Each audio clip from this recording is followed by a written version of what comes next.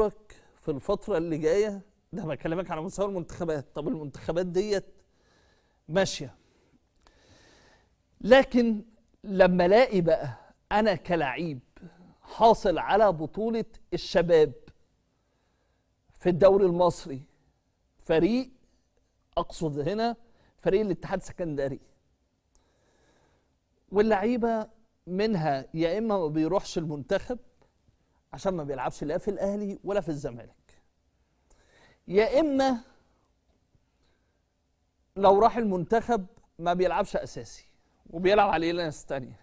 فانت ببساطه كده سؤال قد كده، عايز تكسب او عايز تنافس او عايز تظهر بشكل مميز في البطولات الدوليه ازاي لما الفريق معروف كده على مستوى في الوقت الحالي ان السنه اللي فاتت اقوى فريق شباب في الدوري المصري هو فريق الاتحاد السكندري الحاصل على بطولة الشباب السنة اللي فاتت.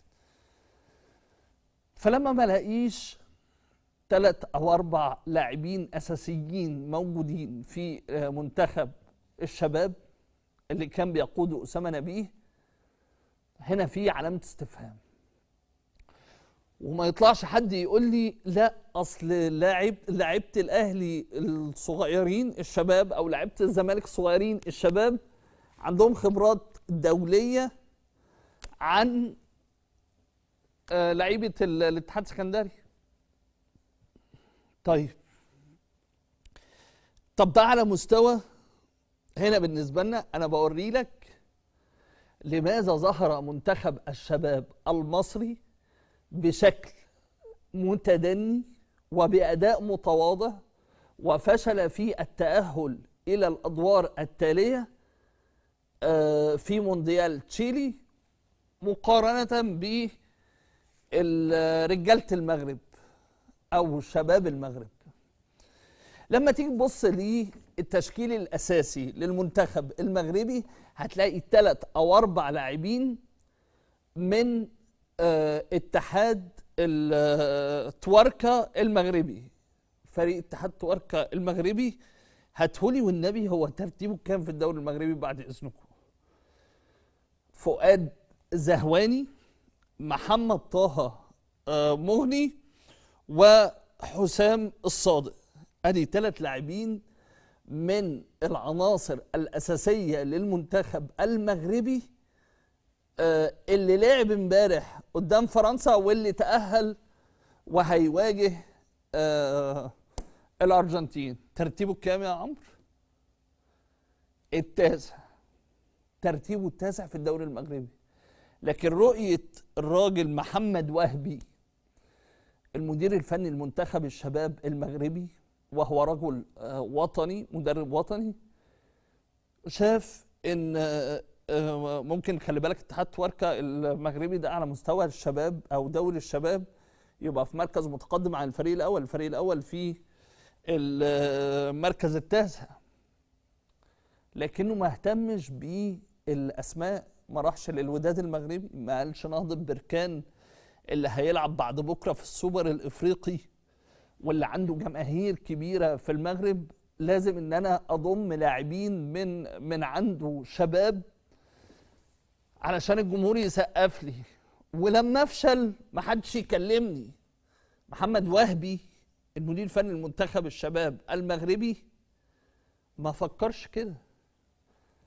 اتحاد تواركة المغربي مقارنة بالوداد ونهضة بركان مش يعني في فارق كبير وفي مقارنة كبيرة مع كامل احترامي ليهم طبعا في التاريخ بين اتحاد تواركة والوداد ونهضة بركان. في حين ان الاتحاد السكندري الحاصل على بطولة الشباب ما كانش فيه عناصر مؤثرة مع منتخب الشباب المشارك في تشيلي. فيقول لك لا ده طب هي نتائج ولا هي اداء ولا هي ايه بالظبط؟ ما تفهمش. لما تيجي تنظر إلى التشكيل الأساسي لمنتخب المغرب للشباب هتلاقي غير الثلاثة اللي موجودين من العناصر من التشكيل الأساسي في اتحاد تواركة، هتلاقي 7 منهم محترفين. ما بين الدوري البلجيكي والدوري الهولندي والدوري الفرنسي هتلاقيهم موجودين. فبالتالي وعلى رأسهم زي ما بقول لك جسيم ياسين، افتكر الاسم ده لأن الاسم دوت هيكون موجود بعد مونديال الشباب في أكبر الأندية الأوروبية، وبالفعل هو تلقى عروض مهمة جدا. لكن مثلا منتخب المغرب للشباب عنده 4 لاعبين من العناصر الأساسية اللي موجودة في الفريق محترفين في نادي موناكو الفرنسي. القيمة التسويقية لمنتخب المغرب للشباب هي 1,000,000 يورو، رقم مش كبير. وبالمناسبة في الدوري المغربي ما فيش بقى 100 مليون جنيه و200 مليون جنيه و300 مليون جنيه و500 مليون جنيه، الأرقام الخزعبلية اللي احنا بنسمع عنها في الدوري المصري دي مش موجودة. يعني لما تسأل مثلا عبد الحميد معالي اللي بيلعب في الزمالك، انت كنت بتاخد كام في المغرب في ناديك مقارنة اللي في سنه اللي بيحصل عليه دلوقتي في الأهلي أو في الزمالك؟ لا يصل إلى 25%. فعشان كده زي ما بقول لك هي دي الآفة والمشكلة اللي هنناقشها دلوقتي أو بعد شوية كمان، إلى جانب كمان الحديث عن إنجاز التأهل لمونديال طبعا أمريكا 2026، أمريكا وكندا والمكسيك، مع الأستاذ مصطفى أبو زهرة عضو مجلس إدارة اتحاد الكرة. لكن ده الفرق ما بين محمد وهبي المدير الفني لمنتخب شباب المغرب وفكره والاستراتيجية اللي بينفذها في الاتحاد المغربي، والاستراتيجية الموضوعة بشكل عام في الدوري المغربي اللي بتطلع في النهاية لاعب ممكن يبقى بينافس وبيدخل في منافسات دولية كبيرة. بكرة إن شاء الله هيكون الدوري المصري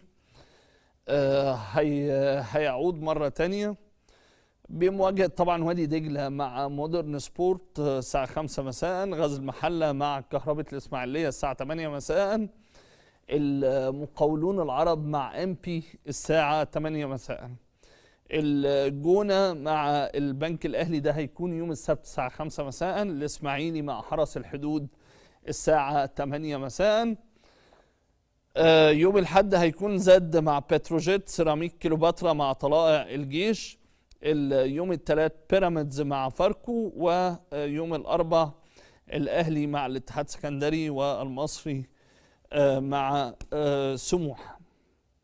آخر حاجة طبعا وصلت بعثة نهضة بركان المغربي لمواجهة طبعا أو الاستعداد لمواجهة ممثل الكرة المصرية بيراميدز في